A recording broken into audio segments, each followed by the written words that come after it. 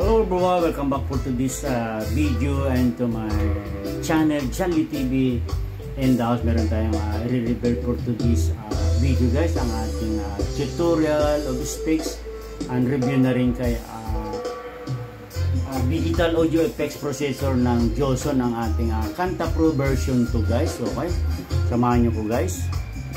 So let's go guys, i-switch natin. Ito yung kanyang power switch on guys. So ayan, meron siyang, unahin natin dito sa harap, music volume, effect and mic volume. Then ang kanyang LED display guys. Ayan, mayroong mic, effect, music and sub, kasi may sub up to, naka bluetooth tayo ngayon guys.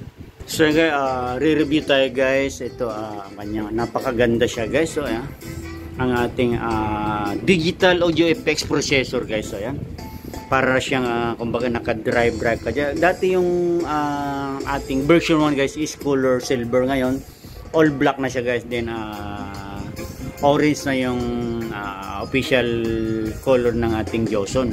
So inahin natin dito guys, ayan kanyang name, logo guys. Ayan, Kanta Pro version 2. Then mayroon siya USB. Then ayan, ang kanyang may aux. Ayan, aux 2 kasi aux 2.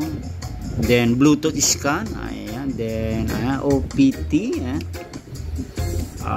COA. Ayan, aux 1. So aux 1 tayo. Then ang kanyang dito lang may input. Then ayan, may dito voice. Ayan, ayan, pag nagbibideo okay, kaya auto, pwede auto or on, pero ako sa auto lang guys, para pwede rin niya off.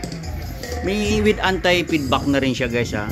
So punta tayo dito guys, delay, ano ta, echo, repeat, reverb reverb volume, puro ano yan guys, nilagay ko sa 12 o'clock lahat. Then dito ano to,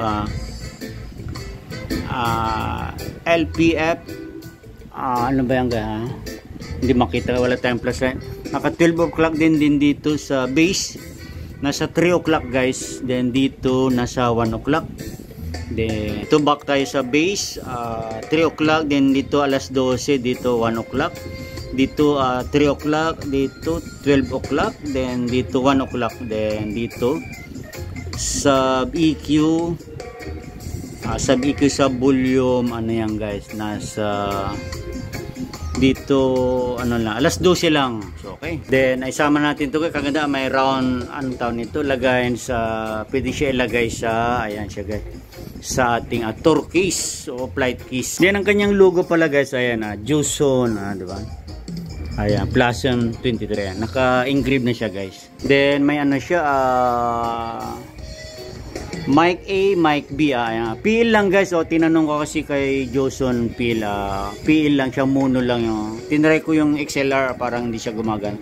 So PL mono lang yung for mic input niya guys. Then ayan guys, dito mic volume, mic A, mic, then ito na guys, pwedeng 12 o'clock lang guys, or pwede nyo siya number 8. Then dito sa present volume niya guys, ito present volume, nilagay ko sa 10 o'clock guys.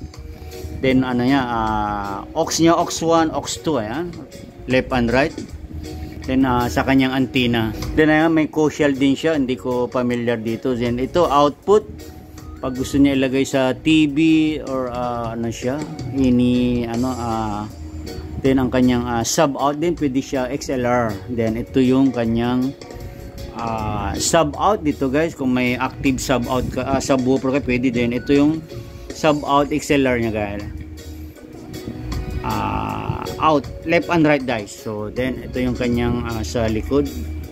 So muli guys, kung naibigay po to this vlog and to my channel Jolly TV, ayan, huwag kalimutang i-hit ang ating, pakipindot ang ating subscribe button and ang ating all bell button para update po kayo sa aking mga uploaded videos. So thank you so much for watching and God bless to everyone po. Bye bye.